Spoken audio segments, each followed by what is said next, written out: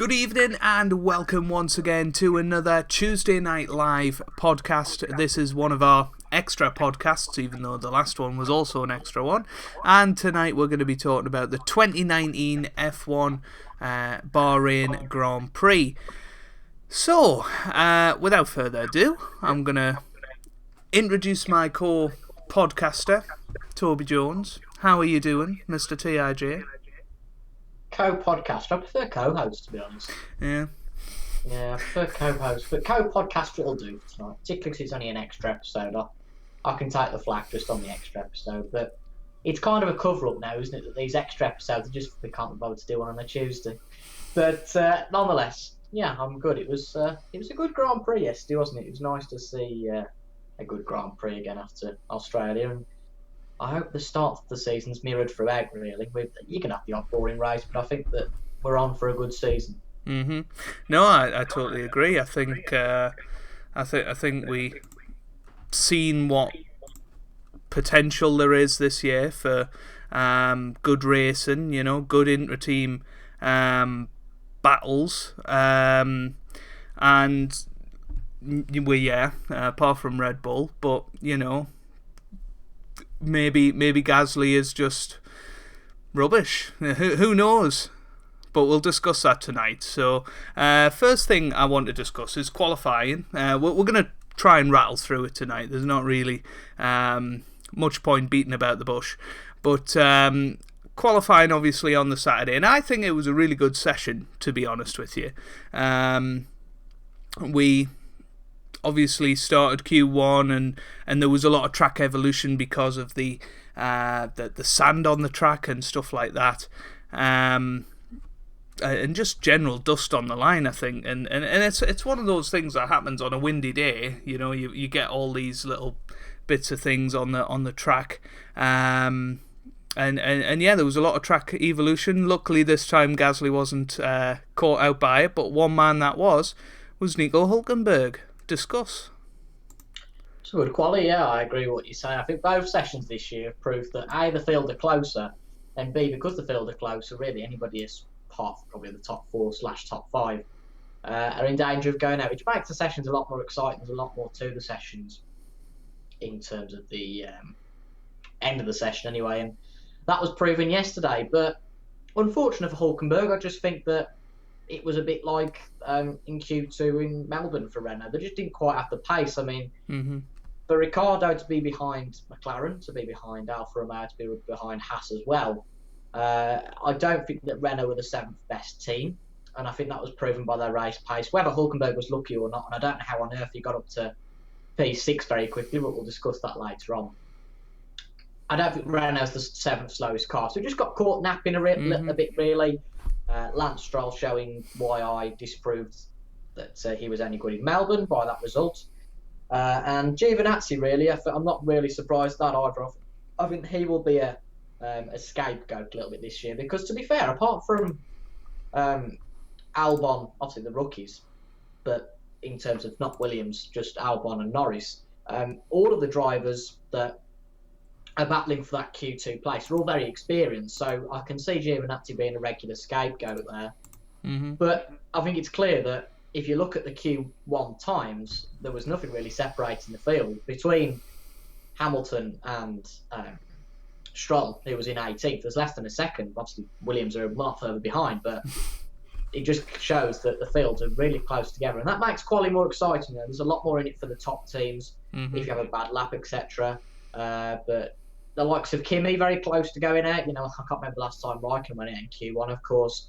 Gasly very close as well, and that just makes things exciting. It bunches the field up and has a little bit of air and uncertainty. So I'll buy into that definitely. But in terms of performance, rather than just the logistics of the qualifying itself, a bit of a shock that Hülkenberg went out, but there was no uncertainty that he'd improve in the race. That's just the kind of guy that Hülkenberg is. Yeah, I mean, I think that was the first time Hülkenberg had been out in Q1 for a long time. There was a stat that he'd qualified P7 the last 3 years of Bahrain, and then P8 the 2 years before that or something. So, a little bit of a shock for him to go out in Q1, but you know, it was very. You what? shock for everyone, really, that he went out and behind the Alfa Romeo as well. It's good to point out that he wasn't 16th. A lot of the times when you see these people get narrowly caught out, it's just because they were in 16th, but he was in 17th. I know it's fair to say that he was so close to Gio in that he was 8 thousandths behind, but nevertheless, that just highlights how close these cars can be. Well, exactly, and it was very, very close, and anybody could have went out in Q1. As you say, Kimi Räikkönen was very, very close. Perez and Kvyat were very close as well. Even Gasly could have had a double Q1 exit. Obviously, he went out in Q1 in Melbourne, I think, didn't he? So yeah, he did, yeah. 18. Yeah. Evening to Lee, 246. Nice to see you in the chat. By the way, if you're listening on Spotify, we do this live on YouTube, usually on a Tuesday, although two of this return of the podcast have been on a Monday. But keep an eye on our Twitter for that. So moving into Q2, and another shock, really. Pierre Gasly, he was the big man to fall. Obviously, Ricciardo would have normally been that guy, but with Gasly, another early exit. I think it's a headline in terms of raw pace, but I wasn't shocked. Given his Q1 performance in Australia and the fact that he hadn't really got the pace in practice, nor he did in Q1. He doesn't actually say here, it says just the cumulative result, but I think he was probably 13th or 14th in Q1. He was very close to going out, only a tenth above Giovinazzi and Hulkenberg. So he didn't really improve. Okay, he had a 4/10 delta, but compared to his teammate, he was 4/10 down on his teammate in terms of both sessions. So that shows how marginal the cars are, but to be behind a Toro Rosso, Albon, to be fair to him, was very consistent. He improved by 1,000, but he was very consistent. But not a great start, really. Not a great start for Gasly whatsoever. We'll talk about his race pace a little bit more later, but a Q1, a Q2 exit, I mean, it shows progression, but to be behind a Toro Rosso kind of eclipses the situation for Gasly at the moment. And then if there wasn't somebody knocking on the door, if you had a Verstappen like we did a few years ago, Gasly could be out very quickly, but I don't think we do, so that's his saving grace. But I think something else we can focus on is that the Racing Point is a much slower car than certainly we thought. Yeah, I don't know. I sort of predicted them to be. Maybe in the race they're a bit quicker, but I think I had them down as 8th. 14th. It was a bit of a shock. Yeah, I think I had them down as 8th. They're probably 9th at the minute. On reflection, I just think they haven't moved at all since last year, and it's a bit like Williams, really. Williams have done nothing but except to a much bigger effect of them being 1.5 seconds off the pace. Yeah, I think Force India will improve, or Racing Point, as the season goes on, because they have a good bunch of mechanics. So a good team, clearly. Yeah, just need to sort out the driver at the back. Yeah. So going into Q3 then, and Lando Norris, another good performance to get into the top 10. Sainz also getting through, so a double McLaren Q3, and I can't remember the last time that happened. Possibly Singapore? I'm not entirely sure. I think Hungary, one of those tracks, but I don't remember Van Dorn ever finishing outside 18th, to be honest. So, I'd guess sometime last year. So Joe has an echo apparently, so must be from your side, Toby. Of course. Yeah. Just turn us down a bit. Oh, that's nice. I can't hear you anymore. That's lovely. There we go. I can still hear it a little bit, but it doesn't particularly matter. I guess what I could do is turn down Toby's audio a little bit. So you'll have to speak up a bit. Sorry about that. That doesn't usually happen. I assume Toby's got to find some headphones or something. There we go. So I'll just mute his side while he's doing that. So yeah, I'll continue to talk a little bit about Q3. Obviously, we were talking about both McLarens getting through to Q3, which was very good, and they're looking very much like probably the 5th or 6th fastest team at the moment, depending on where you put Renault in that tree. Has Toby sorted his stuff out? Give us a thumbs up. There we go, and he's now allowed to speak again. So sorry about that. I don't exactly know why that happened. It doesn't ever happen, so it doesn't make sense why it has this time. It's funny because Toby actually mentioned it just before we went live, so I think he jinxed it. So blame him. Yeah. But yeah, I was just saying, Toby, obviously you could probably hear us, but McLaren looking like the 6th fastest team at the moment, which, or maybe even better, depending on where you stick Renault in that sort of pecking order.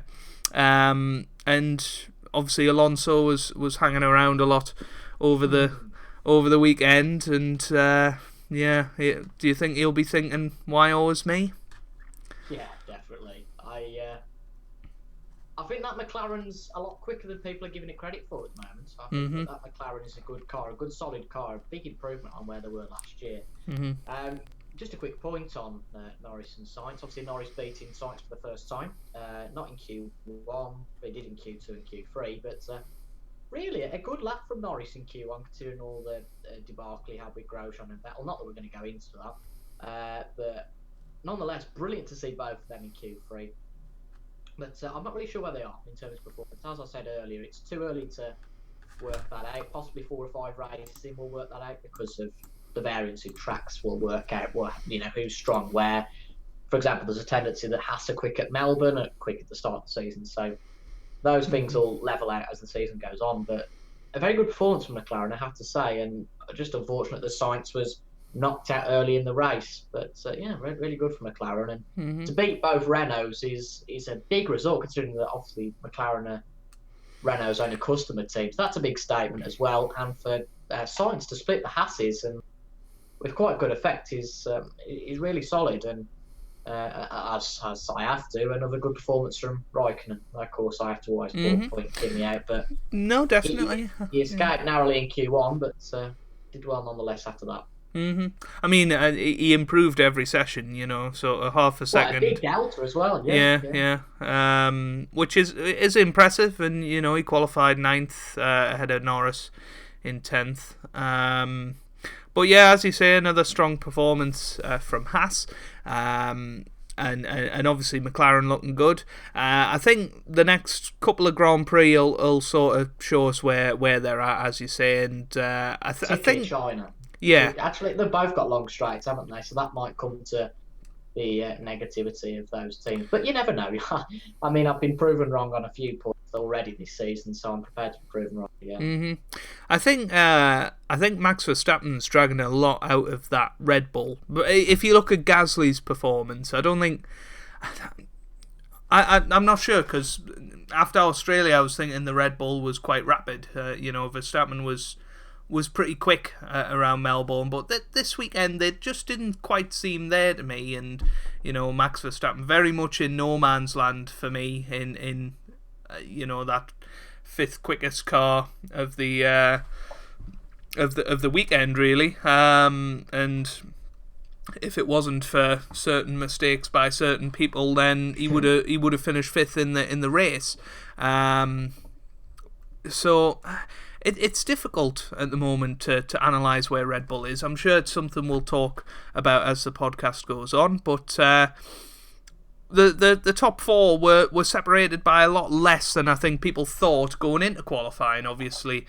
I think Mercedes just actually brought their A game to qualifying, and to be honest, I think Hamilton probably had a bit more on the table. Obviously, he didn't improve in his ultimate lap, made a couple of scruffy little errors, and could have maybe had another 10th or so out of it. But I don't think anything can be taken away from Charles Leclerc, who has his maiden F1 pole position, the 99th driver to have a pole position in the 999th race. So yeah, I know you're not his biggest fan, but he's certainly got Vettel in his pocket at the moment, you would suggest.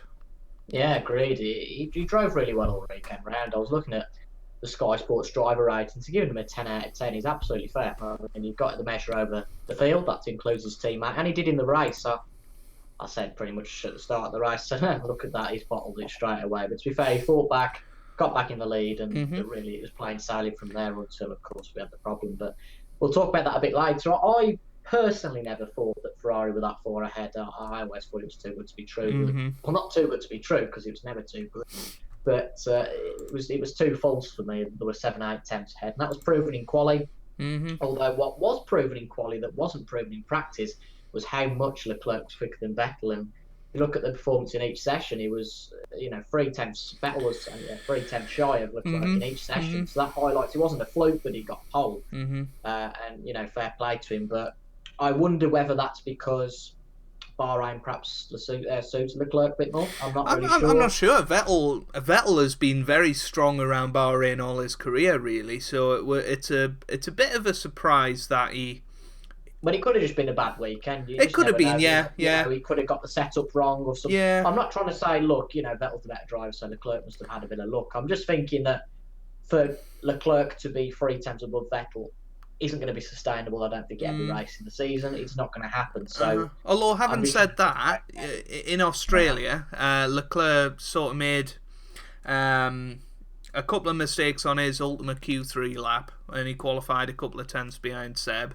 And then in the race, obviously, he was quicker than Seb and would have overtaken him had Team Orders not come into it. So, on evidence of the first 2 races, I certainly agree with what you're saying, but Leclerc does look faster at this moment in time. And I think, again, we look to China to sort of confirm that. If Leclerc is, again, 2-3 tenths ahead of Vettel, then, you have to start thinking, well, is he the faster driver? But that's a story that'll develop over the season. But I think Hamilton and Bottas did quite well to get really close to the Ferraris and put them under pressure in qualifying. They had to produce their best to get pole position, and that's always nice to see, because back in the day when Mercedes were dominating, they were 5, 6, 7 tenths ahead of anybody else, so it was just a case of which Mercedes will be on pole. So nice to see a nice close qualifying session from top to bottom, and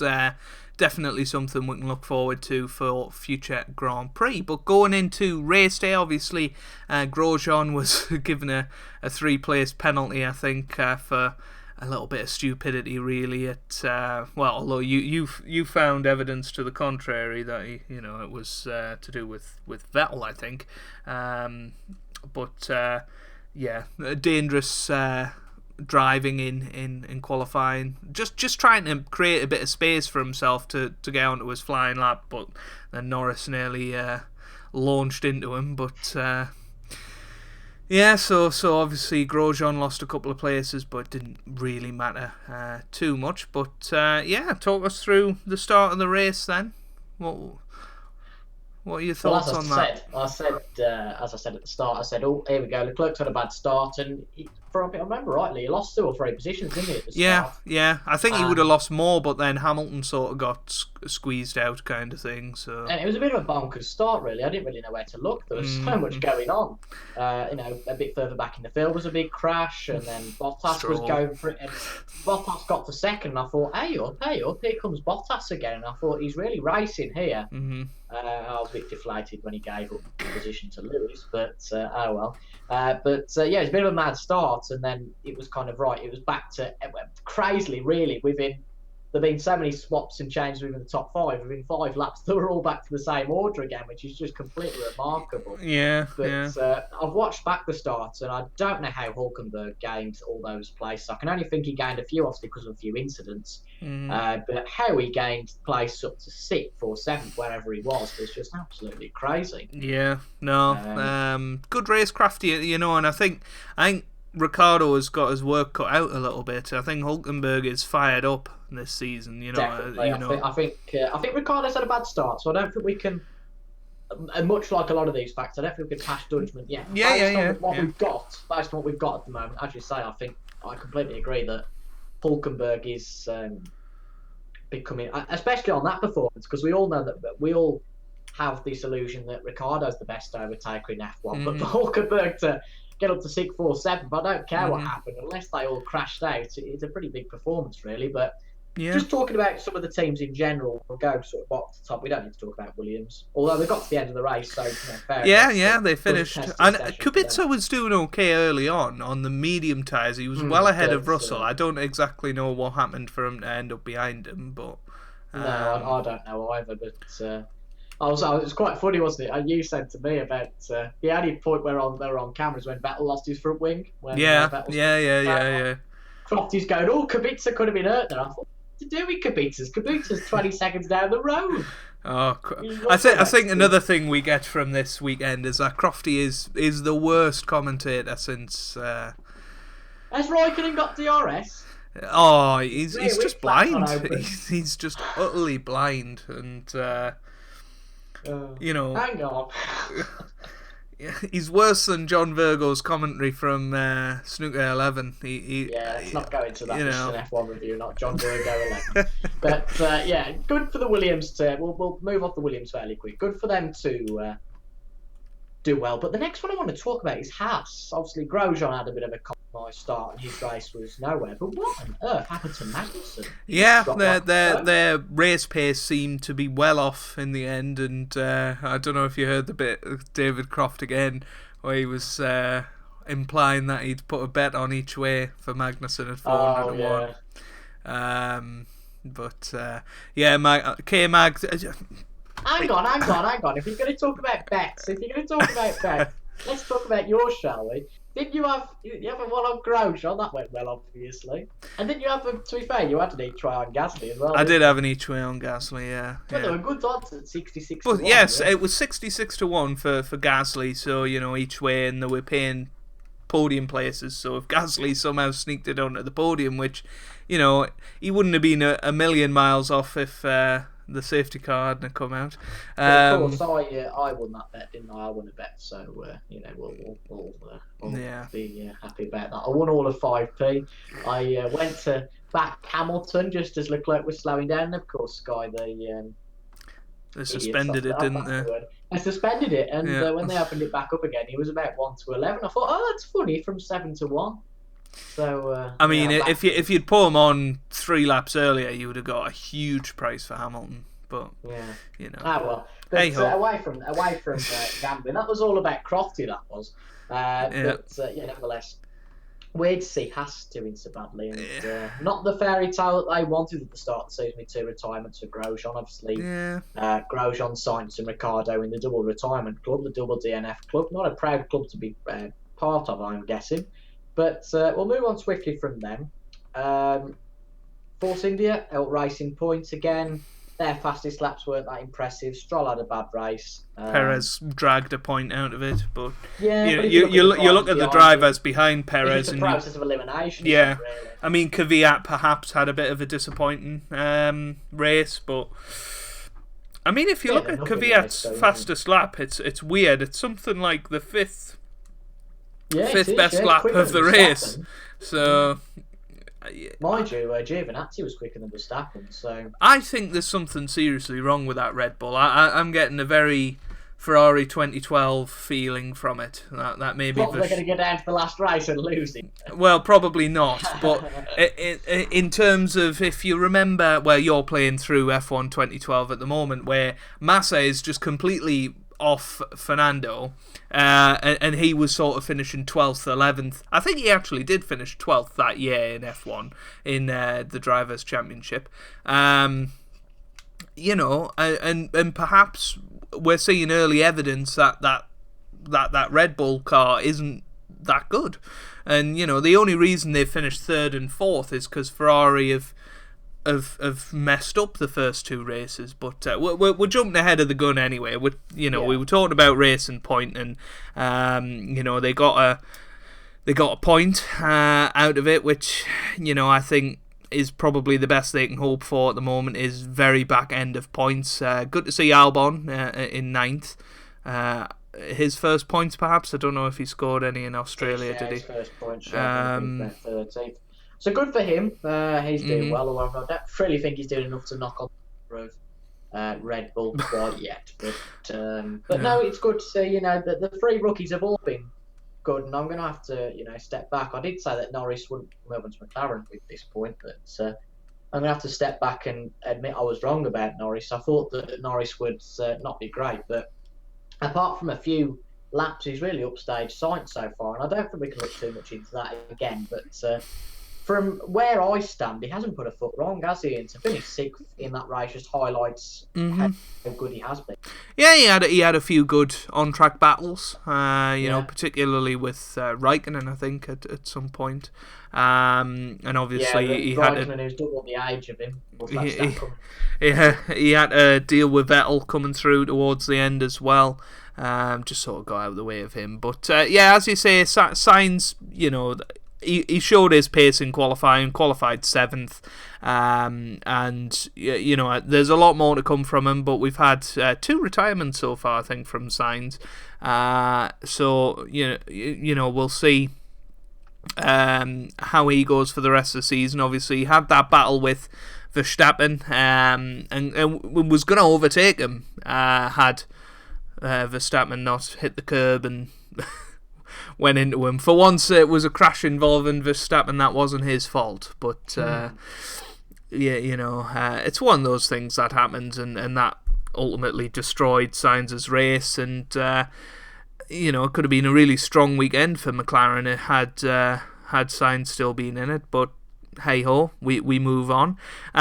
Just a quick one about Renault. Obviously, both of them retired at exactly the same point on the track on the same lap. It was very weird. I remember, you know, they cut to Hulkenberg and he was out, and I thought, oh, for goodness sake, you know, give him a break. They crashed into each other at first, to be honest. Right, yeah.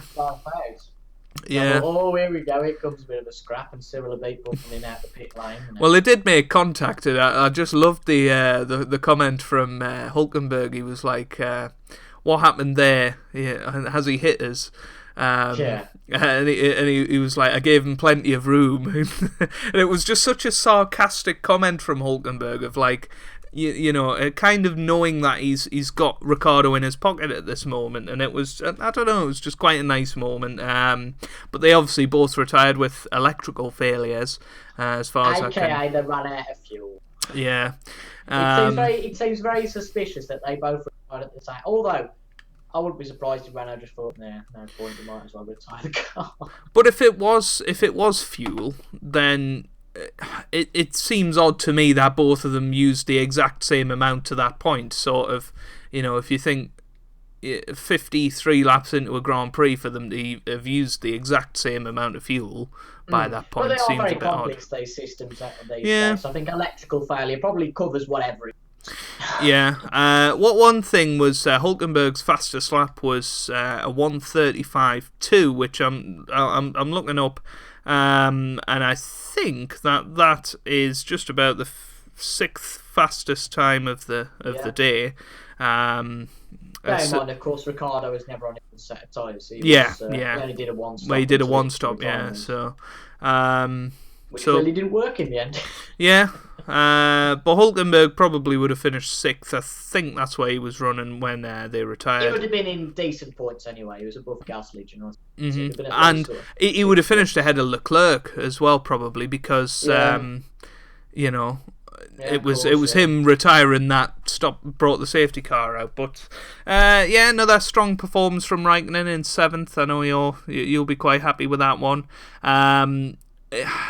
Again, for me, though, didn't really show a lot, you know, racing wheel to wheel, which is my concern from this season. Does he need to? He doesn't need to. If he's finishing 7th, you know, that's fine. But I just think, you know, at other races, you know, particularly China, perhaps, I'm not certain he'll do as well there. But we'll see. We'll see anyway. Given the opportunity, I think he's probably the second or third best racer in the grid in terms of racecraft. I just don't think we saw much of that in the most recent years. But I'm confident, you know, like I say, he didn't really need to show much in the way of racecraft. But I think, unfortunately, these days, tyres kind of depends how much you can race. Yeah, the team exactly. Going down, you're like, oh, you're going to ruin the tyres, so stop battling with him. But, any chance of you doing a live commentary? I quite like that idea, but I know you watch it with your dad, so. And plus, I'd be 2 minutes behind or something. Maybe... Oh God, could you imagine that? Lights out, there we go. Hang on. Although I don't think I was that far behind yesterday, but yeah, we'll see. You can just imagine, couldn't you? Oh, he's out. What? Who's out? What? So. And he's won the race. Hold on, I haven't even started the race yet.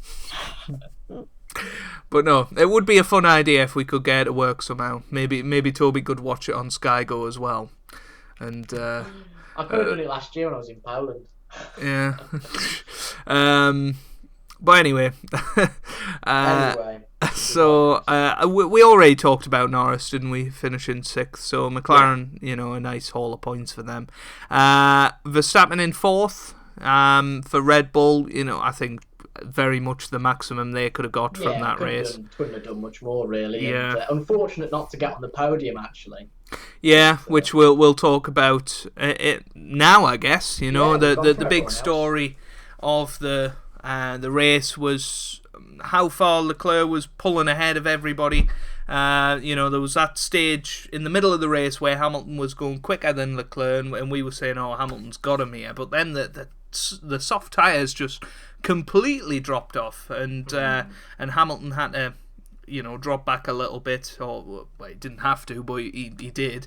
And it wasn't until the sort of third stint of the race where Hamilton got the yellow wall medium tyres on the car and started, putting in some decent laps. I think there was a constant sort of 10-second gap, and then all of a sudden you start seeing that gap just dropping, and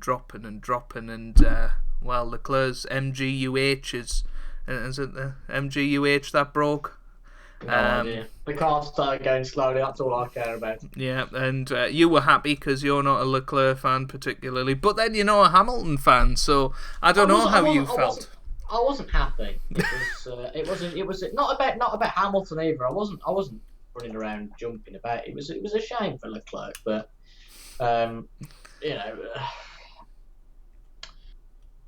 it was a shame. That's all I'll say. It was a shame he lost the best driver on the weekend. But then that's happened to so many people. It's not like it's just happened to Leclerc. It's exactly. In defence of Hamilton for the first time in my life. That's happened to him so many times, particularly in 2012. I remember him going around Singapore and Abu Dhabi being miles up the road. And at least Leclerc got a podium. Hamilton's car just cut out on him in those occasions. So, yeah. It was 2016 Malaysia as well. So. It was a shame, but it just showed that who was the better driver on the weekend. I said to you, didn't I? I said I think Vettel's going to bottle it at some point. And well, yeah, wheel with Hamilton. First time we've really seen them wheel to wheel, and since I guess Italy, where Vettel did exactly the same thing. Funnily enough, where they were side by side, and all of a sudden Vettel is turned the other way, and that's exactly what happened. It was a really good battle actually for a couple of laps, and then Hamilton went. The deepest he ever went into turn 4, went around the outside, had Vettel anyway, but then Vettel binned it, and I just can't figure out how that happened, because initially I thought he got a puncture, because I presumed he just put power up, because I don't think it was Vettel. Well, I still can't work it out, because it wasn't a traction issue, because if you look at the replay, he was sort of in third or fourth gear, and by then, from, I know this is a ridiculous example, but from simulator Formula 1 games, when you're in early gears, you can just put on the power and go round straight away. But lose the car in third or fourth gear when it's pretty much a straight. So it goes off. So I think there's possibly more to that than there seems. But nonetheless, let's just take it at face value that Vettel lost it. And really, that wasn't really good enough from Seb. But everyone makes mistakes. Hamilton's made mistakes, and everyone makes mistakes. But it was good to see them battling, but very interesting that, of course, the de facto number 2 drivers are actually both leading their superiors, aren't they, in the big teams in terms of the championship at the moment. Whether that'll last very long is questionable. But separated by a fastest lap point at this moment. But it is intriguing that we've seen the best 2 performances of the season from the de facto number 2 drivers, because Vettel didn't really do much this weekend, nor did he do the last.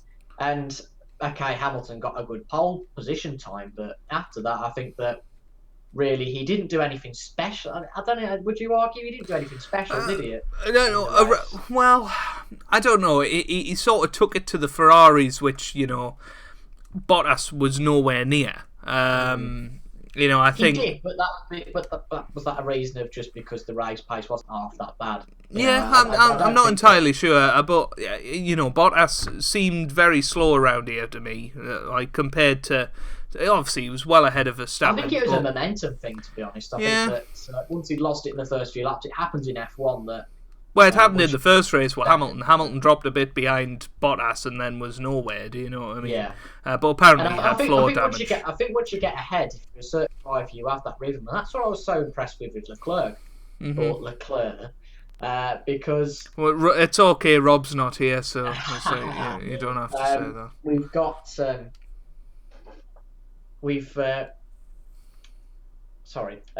Leclerc's obviously led a lot of F2 races, so he's got that leader's mentality built into him, something that Hamilton and Vettel are very good at doing, is leading the race and managing their pace.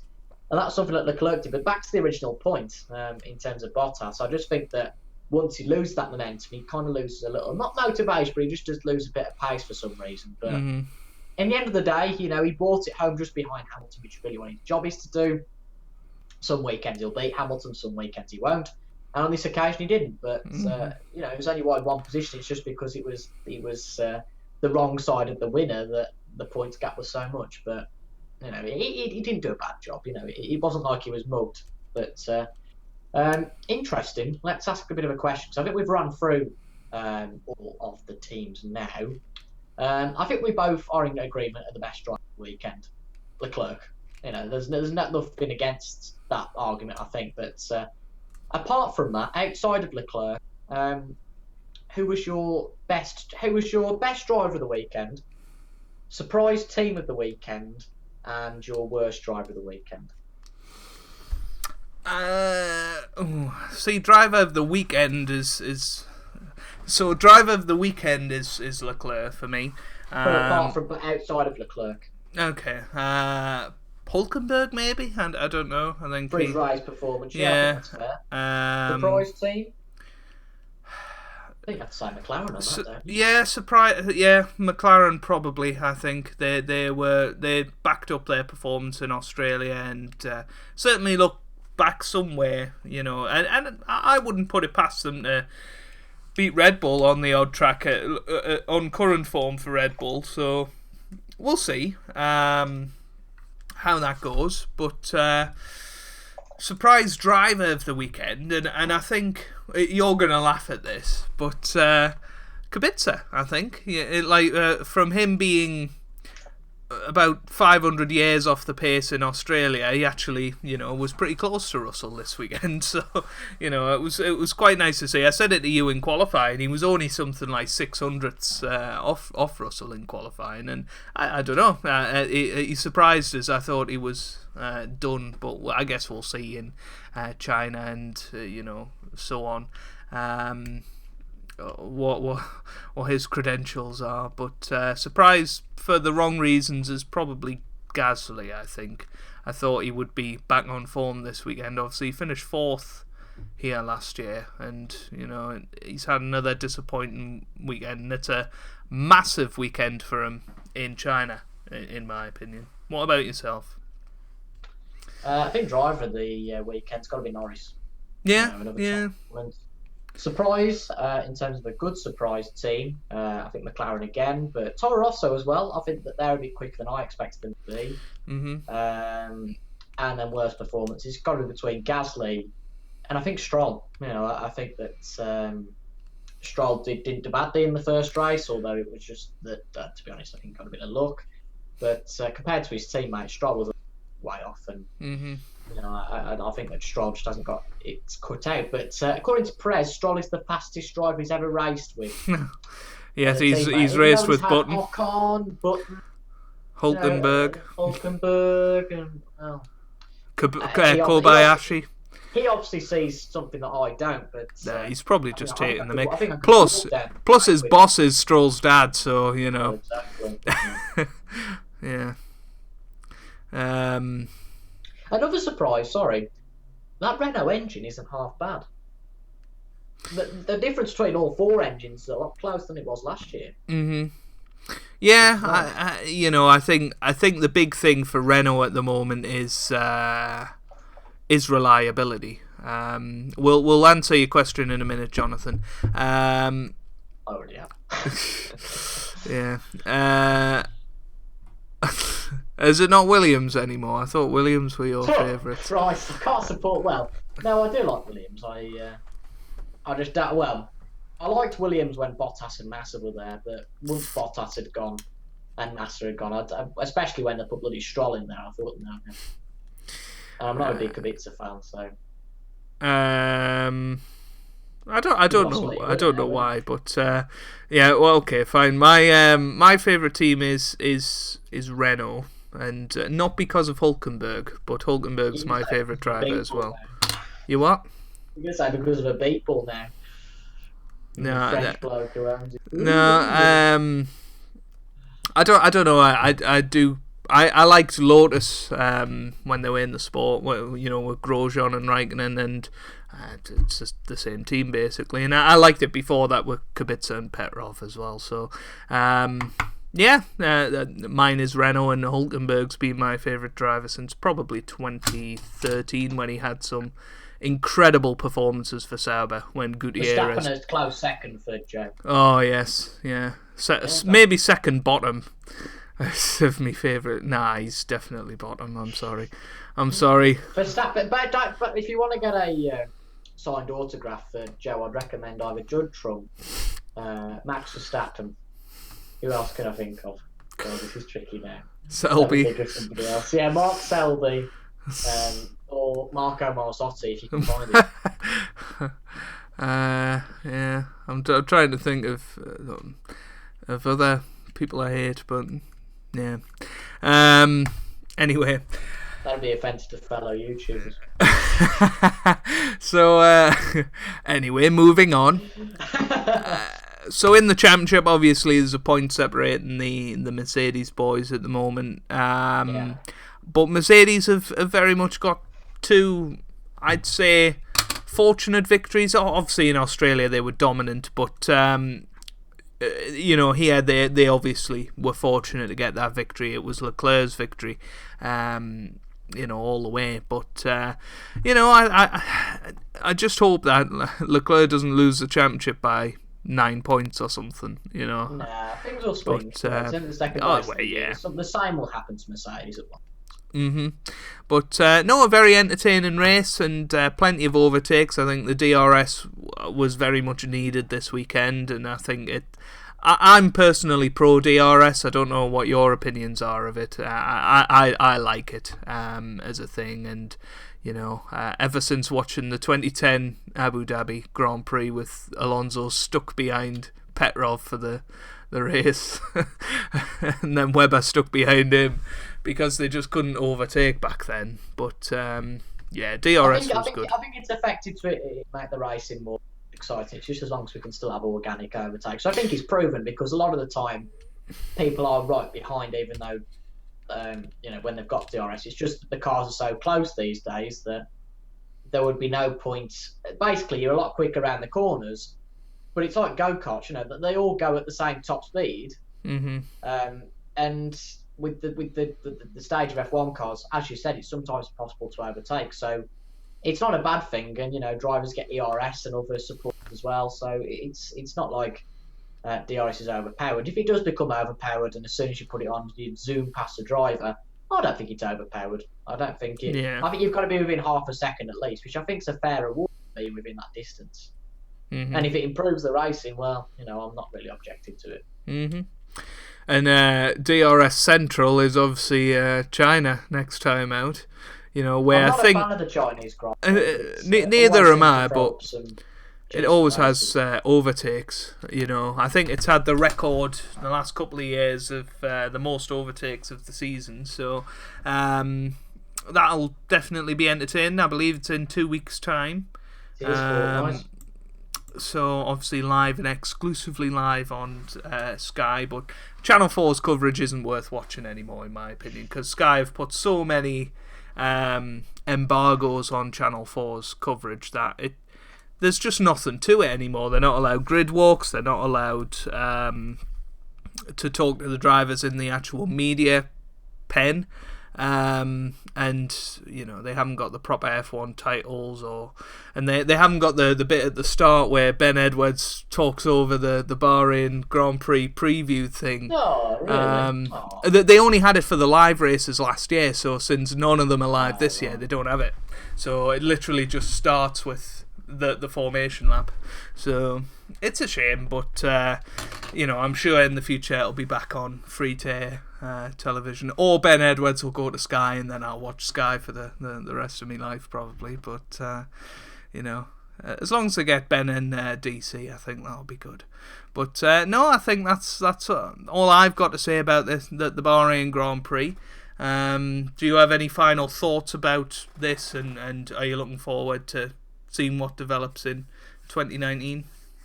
I think we've got a cracking season on our hands. I think we should really look forward to it. But in terms of the podcast, there's one thing I'd like to say. Of course, no podcast tomorrow.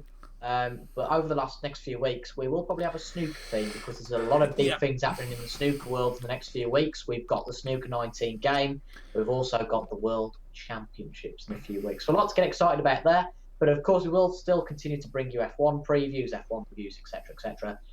We probably need a gaming podcast at some point in the next few weeks. And I think that Snooker 19 will serve as that one. But apart from that, I thank you all for watching. And I really enjoyed that. And nice to see some of you guys getting involved too and enjoying it. Just to sort of extend what Toby was saying there, I think, if Toby's free next Tuesday, I think that's possibly one of the ideal day to talk about Snooker 19. Hopefully we'll get a bit of footage over the weekend from people that go to EGX and, video it on the mobile.